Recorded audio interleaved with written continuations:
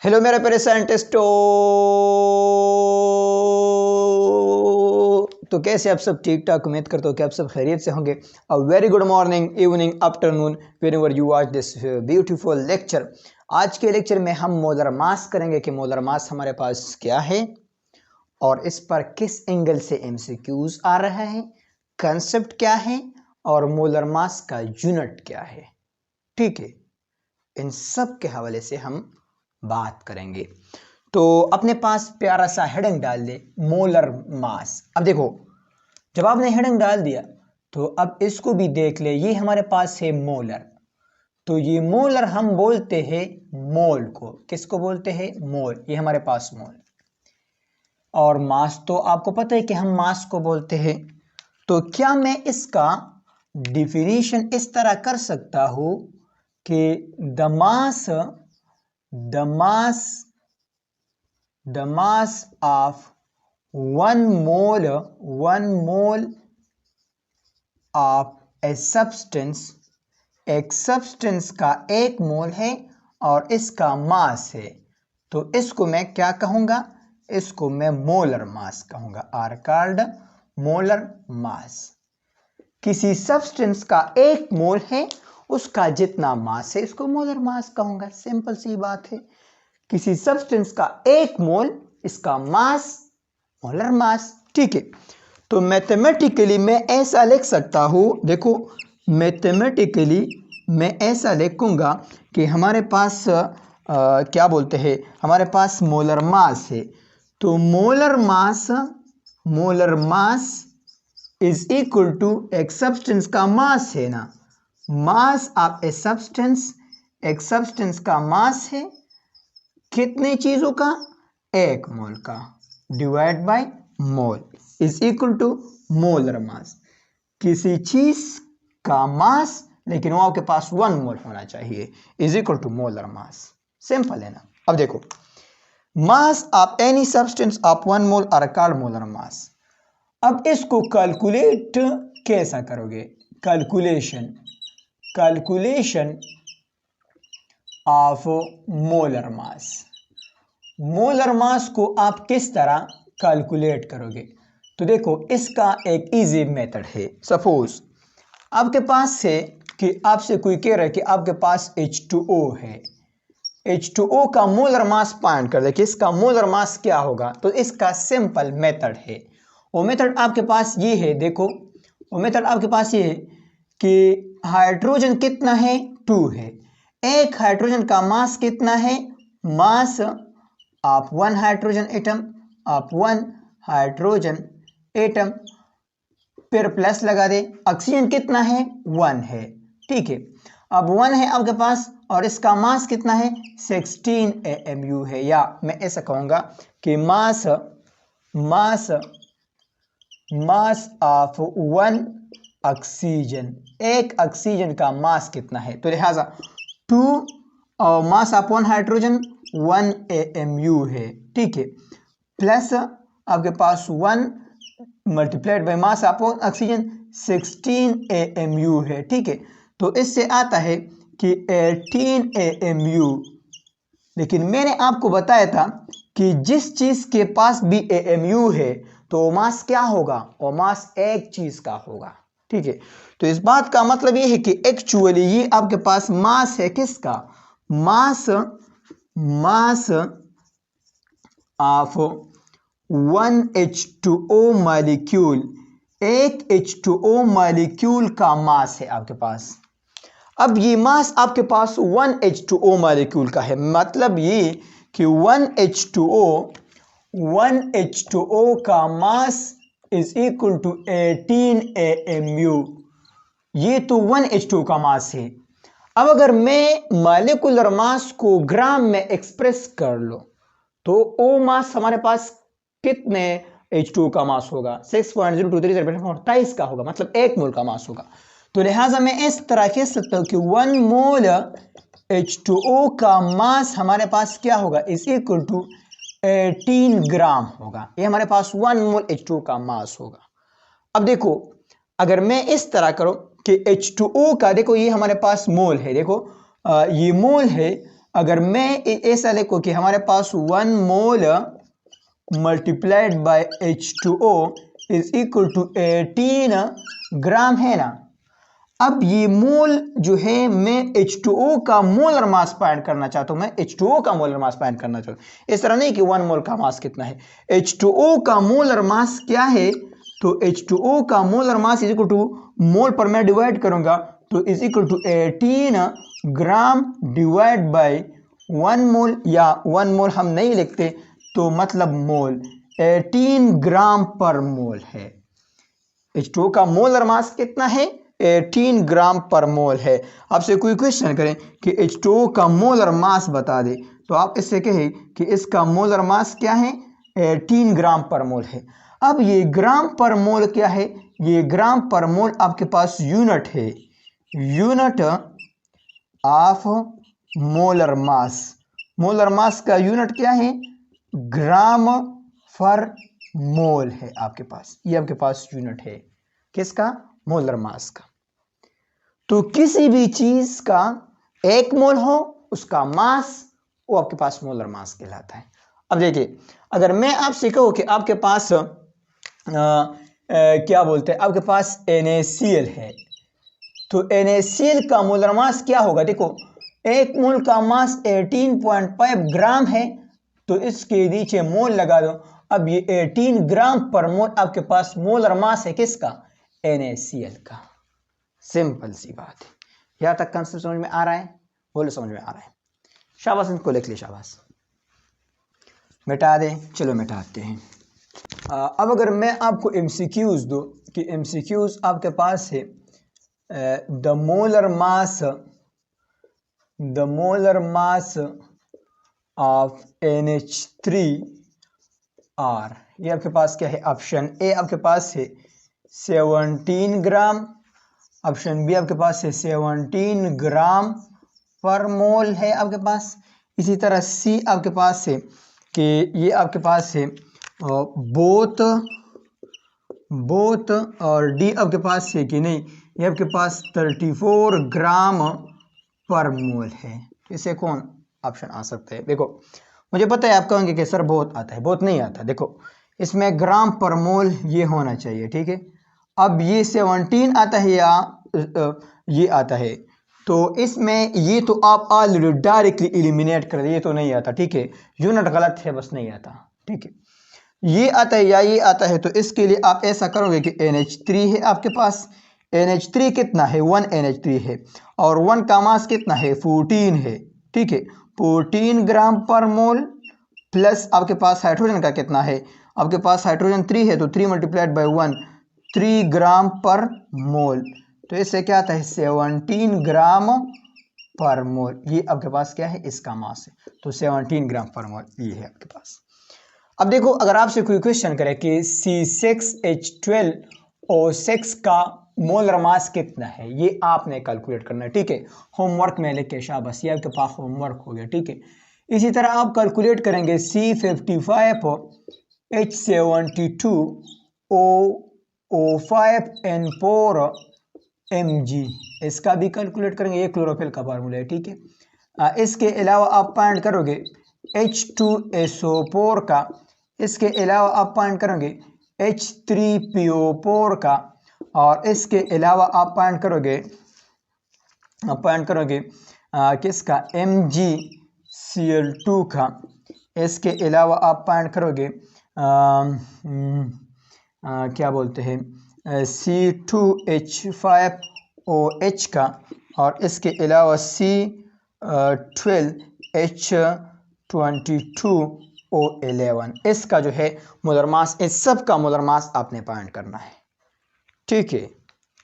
अब यहाँ पर MCQs अपने पास लिख के, ये MCQs प्रीवियस लेक्चर के साथ रिलेटेड है, ठीक है, मुझसे भूल गया था, हो सकता है इंसान है यार, ठीक है, यहाँ पर करता हूँ, ठीक है, उसके साथ बस थोड़ा ऊपर लिख के रजिस्टर के ऊपर, ठीक है। हाउ मेनी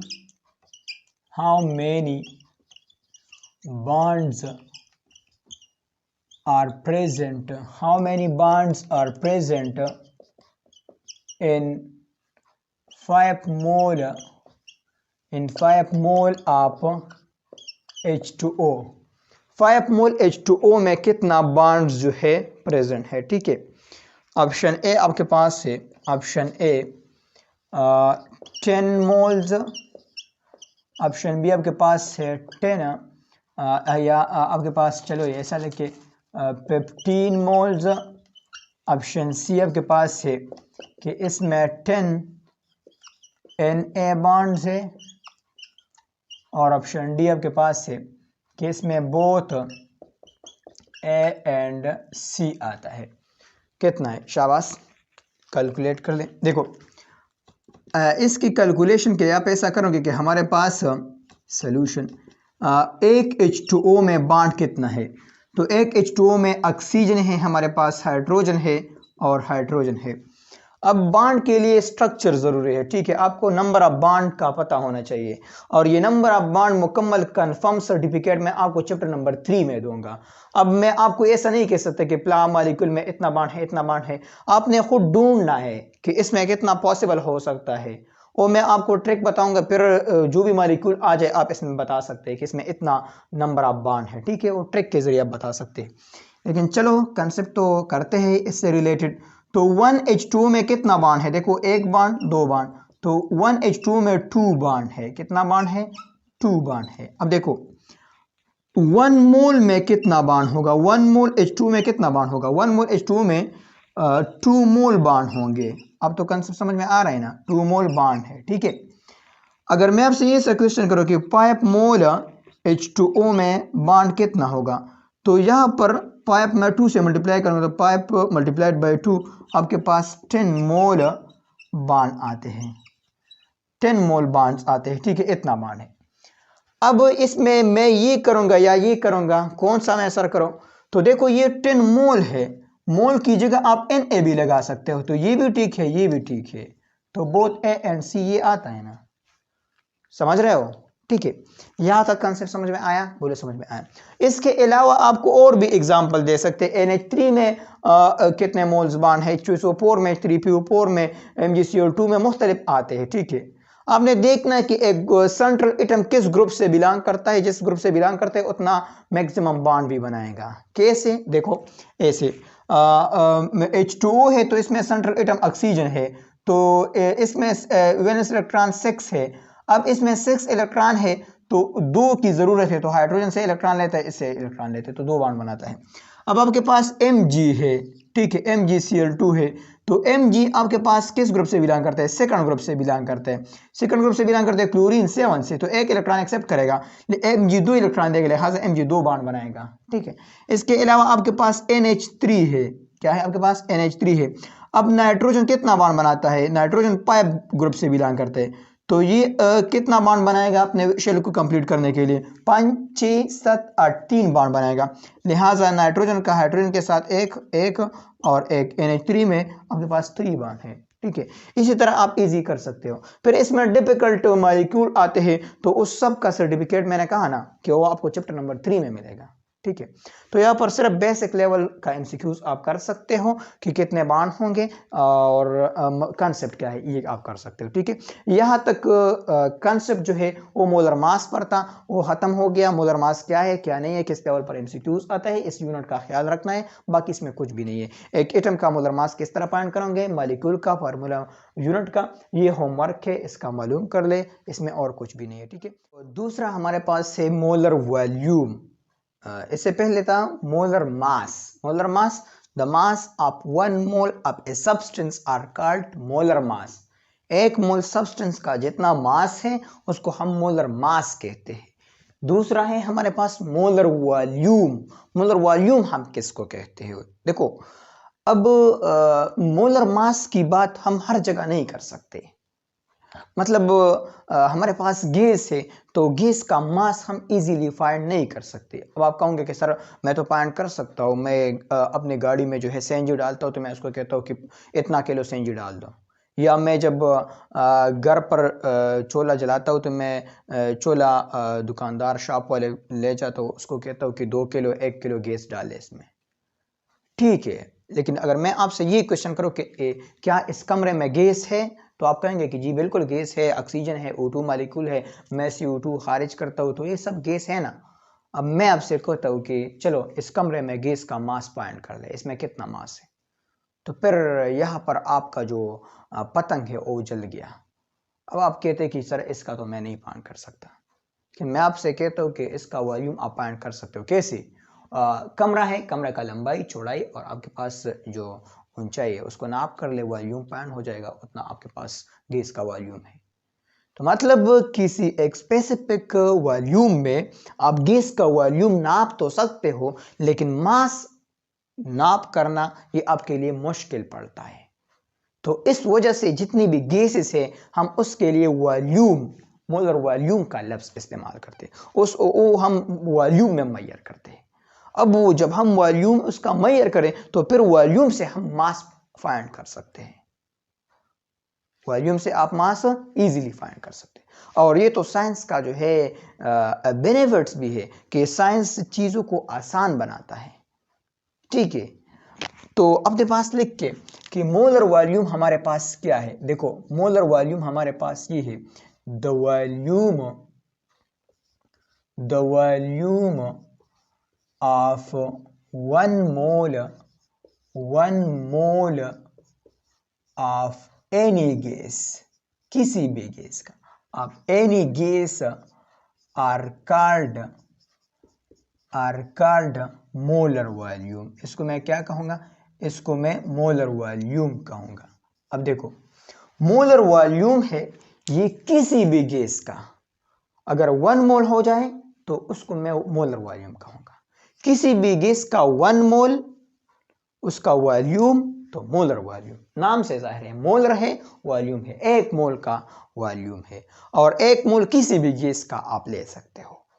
ठीक है, अब देखो आपने ये भी पढ़ा है कि ये वॉल्यूम जो है ये टेम्परेचर के साथ जो है इंक्रीज करता है, और ये वॉल्यूम जो है ये प्रेशर के साथ जो है डिक्रीज करता है। Boyle law and Charles law, मतलब ये वॉल्यूम डिपेंड करता है प्रेशर पर और टेम्परेचर पर डिपेंड करते हैं, दो चीजों पर डिपेंड करता है। ठीक है, अब अगर मैं आपसे कहता हूं कि आपके पास एक कमरे में 1 मोल गैस है, या चलो आपके पास इतना वॉल्यूम है, या चलो ये कमरा है, ये इस कमरे में 1 मोल गैस है, आप मुझे बता दें कि इस कमरे में 1 मोल गैस है तो उसका वॉल्यूम 25 डिग्री सेंटीग्रेड पर ज्यादा होगा, 50 डिग्री सेंटीग्रेड पर ज्यादा होगा, या 100 डिग्री सेंटीग्रेड पर ज्यादा होगा? डेफिनेटली 100 डिग्री सेंटीग्रेड पर ज्यादा होगा, क्योंकि volume are directly proportional to temperature. लेकिन अगर आप प्रेशर अप्लाई करते हो, मतलब किसी टब है आपके पास, कंटेनर है, उसको प्रेशर अप्लाई करते हो तो वॉल्यूम डिक्रीज करता है। तो मतलब मोलर वॉल्यूम जो 1 मोल का वॉल्यूम है वो मैं एक खास कंडीशन में मेजर करूंगा, उसके लिए मैं एक स्पेसिफिक टेम्परेचर रखूंगा, उसके लिए मैं एक स्पेसिफिक प्रेशर रखूंगा। ठीक है, तो सबसे पहला पॉइंट तो ये नोट करें कि ये मोलर वॉल्यूम हमारे पास डिपेंड करता है किन चीजों पर? 2 चीजों पर। एक डिपेंड करता है प्रेशर पर, दूसरा डिपेंड करता है टेम्परेचर पर। तो मैं इस तरह कहूंगा, अपने पास पॉइंट टू बी नोटेड लिखिए, point to be noted, molar volume, molar जो वॉल्यूम है, मोलर वॉल्यूम ये डिपेंड करता है ऑन प्रेशर पर, डिपेंड करता है, एक बात प्रेशर पर डिपेंड करता है, दूसरा टेम्परेचर, ये टेम्परेचर पर भी डिपेंड करता है। किन चीजों पर डिपेंड करता है? प्रेशर पर एंड टेम्परेचर पर। Molar volume depend on 2 factors, pressure and temperature. तो अब अगर मैं मोलर वॉल्यूम फाइंड करना चाहता हूं तो मोलर वॉल्यूम को मैं फाइंड करूंगा एक खास कंडीशन में। इस खास कंडीशन का मतलब है कि मैं एक स्पेसिफिक प्रेशर रखूंगा, मैं एक खास टेम्परेचर रखूंगा, फिर मैं 1 मोल गैस का वॉल्यूम फाइंड करूंगा। तो यहां पर कंसेप्ट 2 कंडीशन में मैं फाइंड करता हूं। एक मैं फाइंड करता हूं कि हमारे पास प्रेशर का वैल्यू है 1 atm, और दूसरा हमारे पास टेम्परेचर का वैल्यू है 0 डिग्री सेंटीग्रेड। इस कंडीशन पर मैं मोलर वॉल्यूम फाइंड करता हूं। और दूसरा हमारे पास कंडीशन है प्रेशर का वैल्यू 1 atm है और टेम्परेचर का वैल्यू आपके पास जो है 25 डिग्री सेंटीग्रेड है, इस पर मैं पॉइंट करता हूं। ये हमारे पास दूसरा कंडीशन है। तो मोलर वॉल्यूम में इन दो कंडीशन में पॉइंट करता हूं। अब इसके अलावा भी आप पॉइंट कर सकते हैं, कोई बात नहीं, ठीक है, इसके अलावा आप पॉइंट कर सकते हो, लेकिन मैं इस कंडीशन में पॉइंट करता हूं। अब इस कंडीशन में, इन दिस कंडीशन, अपने पास लिख के, इन दिस कंडीशन, इस कंडीशन में मैं कहूंगा in this condition molar volume are called, molar volume, आपके पास जो मोलर वॉल्यूम है इसको मैं कहूंगा are called standard temperature and pressure volume. इसको मैं standard temperature and pressure volume कहूंगा, क्योंकि ये हमारे पास स्टैंडर्ड कंडीशन है। ये हमारे पास क्या है? ये हमारे पास स्टैंडर्ड कंडीशन है, स्टैंडर्ड कंडीशन है, और ये हमारे पास रूम कंडीशन है। तो इस वजह से दिस वॉल्यूम आर कॉल्ड, अपने पास लिख के, in this condition the volume, molar volume are called room temperature and pressure volume. इसको मैं room temperature and pressure volume कहूंगा। ये हमारे पास क्या है? ये हमारे पास स्टैंडर्ड कंडीशन है, ठीक है, ये हमारे पास रूम कंडीशन है।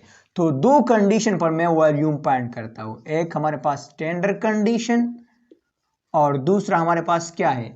दूसरा हमारे पास रूम कंडीशन है। स्टैंडर्ड कंडीशन में प्रेशर कितना होगा? 1 atm, और टेम्परेचर कितना होगा? 0 डिग्री सेंटीग्रेड। रूम कंडीशन में प्रेशर कितना होगा? 1 atm, टेम्परेचर कितना होगा? 25 डिग्री सेंटीग्रेड। अब देखो, तो इन दो पर मैं जो है वॉल्यूम को पॉइंट करता हूं, तो आपके ख्याल में एक मोल का वॉल्यूम यहां पर ज्यादा होगा या यहां पर ज्यादा होगा? डेफिनेटली यहां पर ज्यादा होगा, क्योंकि sir volume are direct to temperature, यहां पर टेम्परेचर ज्यादा है, यहां पर 0 डिग्री सेंटीग्रेड है, तो लिहाजा यहां पर हमारे पास वॉल्यूम ज्यादा होगा। तो देखो, तो हमारे पास ये जो एसटीपी पर वॉल्यूम आता है, एसटीपी पर हमारे पास मोलर वॉल्यूम की वैल्यू आती है। मोलर वॉल्यूम हमारे पास बराबर है किसके? तुम्हें पता है, ये बराबर है 22.4 dm³ का। लेकिन अगर आप आरटीपी पर देखें, तो आरटीपी पर मोलर वॉल्यूम का वैल्यू है, मोलर वॉल्यूम, तो मोलर वॉल्यूम का वैल्यू इंक्रीज हो जाएगा। तो ये आपके पास है 24 dm³। तो मतलब आरटीपी पर ये जो है वॉल्यूम ज्यादा है, आरटीपी पर 24, क्योंकि यहाँ पर 25 डिग्री सेंटीग्रेड है, तो वॉल्यूम इतना आपके पास इंक्रीज हो गया। ये आपके पास इतना है, ठीक है, एसटीपी पर इतना और आरटीपी पर इतना। अब देखो, एसटीपी से यहां पर टेम्परेचर का चेंज कितना आया है? टेम्परेचर का चेंज आया है 25 डिग्री सेंटीग्रेड। तो 25 डिग्री सेंटीग्रेड से वॉल्यूम में कितना चेंज आया? तो 22.4 से 24 पर गया, तो इसका मतलब 1.5। अगर मैं आपसे ये कहूं कि 50 डिग्री सेंटीग्रेड पर मोलर वॉल्यूम कितना होगा? समझ रहे हो? देखो, आपके पास 0 डिग्री सेंटीग्रेड पर इतना है, 0 डिग्री सेंटीग्रेड पर इतना है, 25 डिग्री सेंटीग्रेड पर इतना है। तो मतलब 0 से 25 पर जाते वक्त टेम्परेचर में चेंज 25 आया है। तो वॉल्यूम में कितना चेंज आया है? वॉल्यूम में चेंज 22.4 से 24 dm³ आया है। तो मतलब चेंज जो आया है ये आपके पास 1.5 है। अगर मैं आपसे अभी कहूं कि आपके पास 50 डिग्री सेंटीग्रेड पर वॉल्यूम कितना होगा, तो आप कहें कि इसका भी 0 से 25 पर आते हो तो 1.5, अब 25 से 50 पर आते हो तो फिर 1.5 इंक्रीज आएगा। ऐसा नहीं कि आप कहोगे कि डबल हो जाएगा, वो केल्विन की बात है, ठीक है। आपके पास देखो, ये है we are direct to temperature, तो आप टेम्परेचर केल्विन में डबल करोगे, ठीक है। ये जितने भी गैसेस लाज है वो हम एब्सोल्यूट टेम्परेचर में नापते हैं, ठीक है, वो फिर हम गैस चैप्टर में बताएंगे इंशाल्लाह। ऑलरेडी कुछ लेक्चर अवेलेबल भी है, वहाँ पर आप कर देख सकते हैं। तो 50 डिग्री सेंटीग्रेड पर 24 के साथ 1.5 और भी ऐड करें। अब अगर मैं आपसे कहूँ कि 75 डिग्री सेंटीग्रेड पर क्या होगा, तो 75 डिग्री सेंटीग्रेड पर आप 324 के साथ ऐड करें। 100 पर कितना होगा? तो मतलब 1.5 को इंक्रीज करते रहो। इजी है ना? वेरी गुड, शाबाश। अब देखो, यहां पर 22.4 है या 24 डीएम क्यूब है, लेकिन डीएम क्यूब तो है सर, ये डीएम क्यूब हमारे पास क्या है, ये डीएम क्यूब हमारे पास क्या है। देखो एक डीएम क्यूब जो है ये बराबर है 1 लीटर का, किसका, 1 लीटर का। 1 डीएम क्यूब बराबर है 1 लीटर का। और ये आपको पता है कि 1 लीटर आपके पास कितना वॉल्यूम है। वो जो लीटर है बोतल होता है ना, 1 लीटर का जो बोतल होता है पेप्सी का या ड्यू का, मरंडा का, जो भी है 1 लीटर का।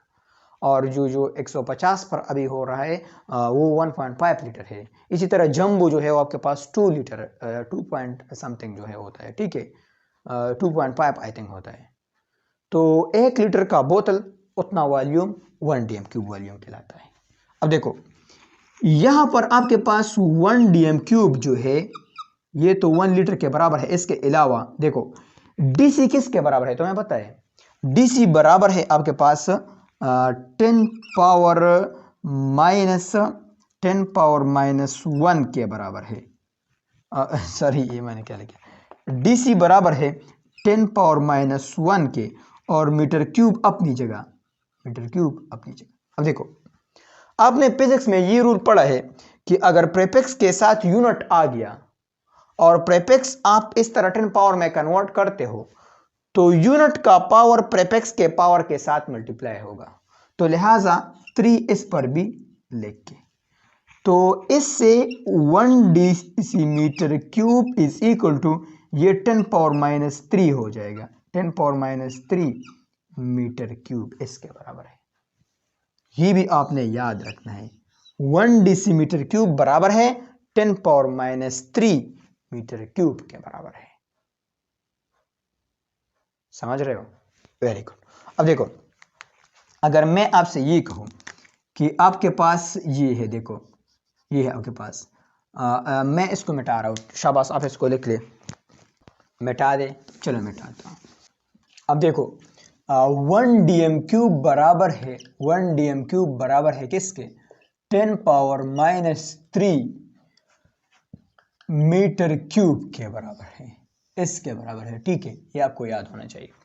इसके अलावा 1 डीएम क्यूब बराबर है, 1 डीएम क्यूब बराबर है 1 लीटर का, ये भी आपको याद होना चाहिए। तो 1 डीएम क्यूब बराबर है 1000 ml का, ये भी आपने याद रखना है, ठीक है। दूसरा 1 डीएम क्यूब बराबर है 1000 सेंटीमीटर क्यूब का, ये भी आपने क्या करना है, याद रखना है, सेंटीमीटर क्यूब का इसके बराबर है। इसके अलावा इन केस आप वाटर अपने पास लेके, इन केस आप वाटर, वाटर के केस में 1 डीएम क्यूब बराबर है 1000 ml का, और ये बराबर है 1000 ग्राम का। तो वाटर के केस में 1 डीएम क्यूब 1000 ग्राम के भी बराबर है, ठीक है। 1 डीएम क्यूब 1000 ml का भी बराबर है। ये सब आपने याद रखना है, ठीक है। अब देखो अगर मैं आपसे कहूं कि आपके पास CH4 है, तो CH4 गैस का 1 मोल आपके पास है, तो 1 मोल CH4 का वॉल्यूम कितना होगा, इसका वॉल्यूम कितना होगा, ये इसका वॉल्यूम कितना होगा, देखो इसका वॉल्यूम कितना होगा। तो वॉल्यूम इसका देखो 1 मोल है, तो 1 मोल का वॉल्यूम 22.4 भी हो सकता है, और इसके अलावा 24 डीएम क्यूब भी हो सकता है, ये दोनों हो सकते हैं, क्योंकि 2 कंडीशन है, STP और RTP वाला। लेकिन अगर मैं आपसे ये कहो कि the volume of 1 mole of CH4 gas at STP पर इसका वॉल्यूम कितना होगा। ऑप्शन ए आपके पास 22.4 डीएम क्यूब, 22.4 डीएम क्यूब। इसी तरह ऑप्शन बी आपके पास है 24 डीएम क्यूब, ऑप्शन सी आपके पास है 25.5 डीएम क्यूब, ऑप्शन डी आपके पास है बोथ ए एंड बी, मतलब ए भी हो सकता है, दो बी भी हो सकता है। तो यहाँ पर आपसे एसटीपी मांगा है, तो एसटीपी पर वॉल्यूम इतना होगा 1 मोल का, चाहे वो आपके पास CH4 हो, SO2 हो, N2 हो, O2 हो, F2 हो, Br2 हो, Cl2 हो, I2 हो, जो भी हो, 1 मोल है तो 1 मोल का वॉल्यूम आपके पास क्या होगा, आपके पास 22.4 होगा। डिफिनीशन में मैंने आपको बताया था कि the volume of 1 mole of any gas, किसी भी गैस का, ठीक है। तो इसका ये आता है, ये आपके पास किस पर आता है, एसटीपी पर। अगर एमसीक्यूज में आपसे कहे the volume of 1 mole of CH4 gas at RTP, RTP पर क्या होगा, आरटीपी पर आपके पास फिर ये आता है। अब अगर CH4 की जगह आ जाए कि the volume of 1 mole of O2 gas, फिर क्या होगा, आप कह रहे हो कि सर ने तो सिर्फ CH4 लिखा था एमसीक्यूज में। अरे यार, जो भी गैस हो 1 मोल है तो उसका वॉल्यूम 22.4 होगा एसटीपी पर, आरटीपी पर 24 dm क्यूब होगा। सिंपल बात है यार, समझ रहे हो। अब देखो,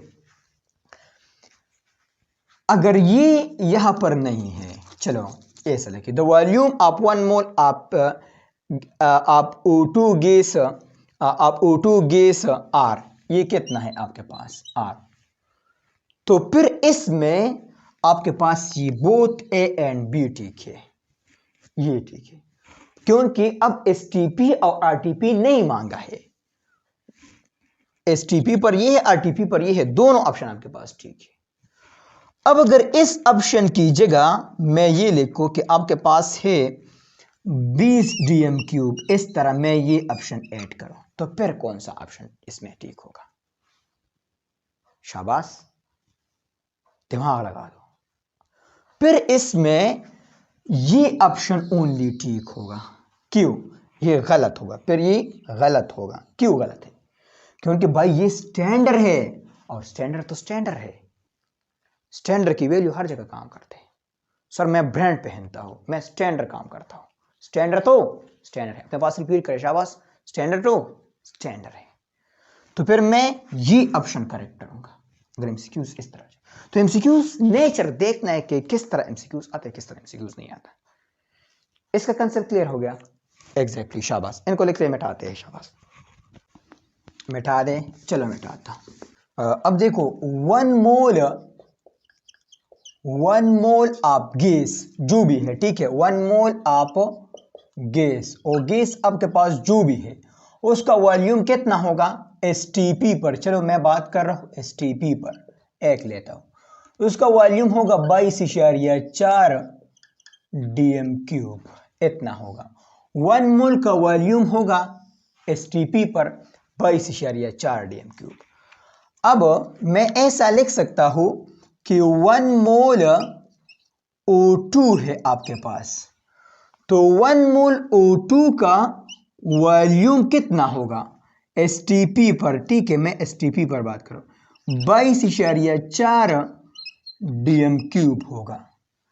ये किसके बराबर है, ये 1 मोल के बराबर है, ठीक है।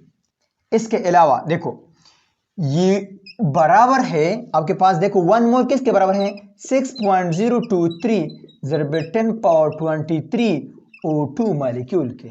अब देखो 1 मोल O2 आ जाए तो 1 मोल O2 का मास कितना होगा, 1 O2 का मास 32 AMU, 1 मोल का मास AMU की जगह पर ग्राम लगाओगे, तो लिहाजा मैं ऐसा भी लिख सकता हूं कि इसका मास आपके पास 32 ग्राम है। ये सब कंसेप्ट जो है इकट्ठा आपने याद करना है, इजी है, कुछ भी इसमें नहीं है। तो देखो, क्या मैं ऐसा लिख सकता हूं कि आपके पास 1 मोल O2 है, उसका मास आपके पास 32 ग्राम है, उसका वॉल्यूम आपके पास 22.4 dm क्यूब है, एग्जैक्टली। तो वॉल्यूम से आपने जो है मास फाइंड कर दिया, ऐसा हम करते हैं, ठीक है। गैस का वॉल्यूम नाप करते हैं, फिर डायरेक्टली उसका मास भी फाइंड कर सकते हैं। यह तक कंसेप्ट समझ में आया, बोलो समझ में आया। अब इसके अलावा आप ऐसा भी कह सकते हैं कि 1 मोल है तो ये आपके पास एक्चुअली 6.023 और ये सब आप देख सकते हैं, ठीक है, ऑलरेडी मैंने ऊपर देखा। अब देखो, क्या मैं ऐसा लिख सकता हूं कि 32 ग्राम O2 का वॉल्यूम 22.4 dm क्यूब है, तो आप मुझे बता दें कि 3.2 ग्राम O2 का वॉल्यूम कितना होगा। अब देखो यहाँ पर कुछ भी नहीं है, सिर्फ ये है कि यहाँ पर पॉइंट ऑलरेडी है और उसने पॉइंट यहाँ पर ला दिया। इक्वेशन के एक साइड पर जब आप पॉइंट लाते हो तो दूसरे साइड पर भी लाना पड़ेगा। तो यहाँ से 3.2 ग्राम का वॉल्यूम आपके पास 2.24 dm³ होगा। इजी है, कुछ भी इसमें नहीं, इतना होगा। ठीक है, MCQs करते हैं। शाबाश, अपने पास MCQs लिख के, MCQs अपने पास लिख के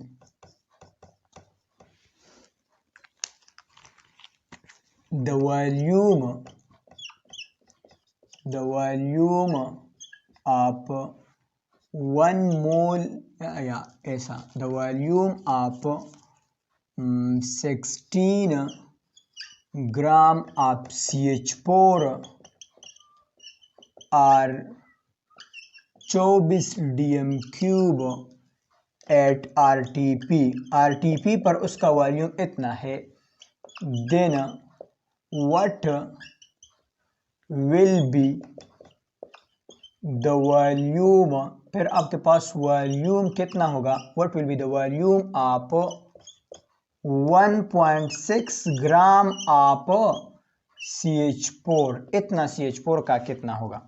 ऑप्शन ए आपके पास है 24 dm³, option B 2.40 dm³, option C 2.24 dm³, option D both B and C. कौन सा ऑप्शन ठीक है? शाबाश, इजी है, ये जस्ट ट्रिक ही MCQ से। ठीक है, ये ट्रिक के जरिए हम इस तरह करते हैं। देखो ट्रिक हमारे पास ये है, ट्रिक हमारे पास ये है कि आपके पास कितना है, देखो 16 ग्राम है, 16 ग्राम CH4 है, उसका वॉल्यूम इतना है। देखो 16 ग्राम का वॉल्यूम कितना है, 24 dm³ है, इतना है। ठीक है, अब देखो यहां पर 16 है तो 16 के आखिर में पॉइंट है, बिल्कुल है, 24 के आखिर में भी पॉइंट है, ये तो आपको पता है, तो मैं इसे भी लिख सकता हूं। अब उसने क्या किया है, उसने कहा है कि 1.6 ग्राम का वॉल्यूम कितना होगा। तो असल में उसने इस पॉइंट को यहां पर लाया है। ठीक है, तो आप भी उसके साथ यही सलूक करेंगे कि इक्वेशन के अदर साइड पर भी आप इस पॉइंट को लाएंगे, तो लिहाजा ये आपके पास 2.4 dm³ के बराबर होगा। आपका आंसर परफेक्टली जो है करेक्ट है, 2.40 dm³ ये ऑप्शन ठीक है। 2.24 नहीं आता, ये तो STP पर आता है, यहाँ पर RTP है और ऑलरेडी आपसे कहा है कि 16 ग्राम का इतना मास है, इतना वॉल्यूम है, तो आपने ऐसा करना है। अगर मैं आपसे अब MCQs में थोड़ा चेंज कर दो, देखो कि the volume of 16 gram of CH4 are इतना at RTP, then what will be the volume of, अगर मैं ऐसा करूं, what will be the volume of 0.8 gram of CH4, इसका कितना होगा। तो देखो फिर मैं ऑप्शन को भी चेंज करता हूं, चलो ऑप्शन को मैं चेंज करता हूं, इसको मैं लिख रहा हूं कि आपके पास है 12 dm³, इसको मैं लिख रहा हूं कि आपके पास है 0.8 dm³, 80 dm³, और इसको मैं लिख रहा हूं कि आपके पास है ये आपके पास है 1.2 dm³, और बोथ बी एंड सी भी कर ले। ठीक है, अब देखो ये भी इजी है। ठीक है, देखो आपके पास 16 ग्राम है, 16 ग्राम का वॉल्यूम कितना है, 24 dm³ है, ये तो समझ रहे हो ना, 16 ग्राम का वॉल्यूम इतना है। अब देखो उसने कहा कि 0.8 ग्राम का कितना होगा, तो अगर मैं 16 को 2 पर डिवाइड कर लूं तो ये 8 ग्राम आएगा। 8 ग्राम का वॉल्यूम कितना होगा, अगर इक्वेशन के एक साइड पर आप किसी इनसे को 2 पर डिवाइड करते तो दूसरी साइड पर भी 2 पर डिवाइड करना पड़ेगा, लिहाजा ये भी 2 पर डिवाइड कर लो तो 8 ग्राम का वॉल्यूम आपके पास आएगा 12 dm³।